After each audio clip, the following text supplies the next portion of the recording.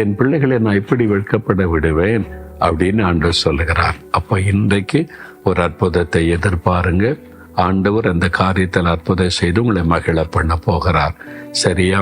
அவர் சிலுவையில் எத்தனை வெட்கத்தை, பாடுகளை, துக்கத்தை, அவமானத்தை அனுபவித்தார். எதுக்கு?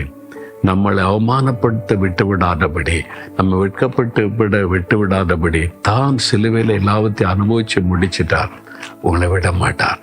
அதனால சொல்லுங்க, ஆண்டவரே, நான் வெட்கப்பட்டு போவதில்லை, என்னை வெட்கப்பட்டு போக விட மாட்டேன், நான் விசுவாசிக்கிறேன்னு சொல்லுங்க. இன்றைக்கு அற்புதம் நடக்கும்.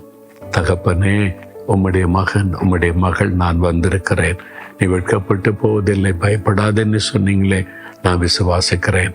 என்னை வெட்கப்பட்டு போக விட மாட்டீர். என்னுடைய வாழ்க்கையில் ஒரு அற்புதம் செய்து என்னை மகிழ்விப்பீர். நான் விசுவாசிக்கிறேன், அற்புதத்தை எதிர்பார்க்கிறேன். இயேசுவின் நாமத்தில் ஆமேன், ஆமேன்.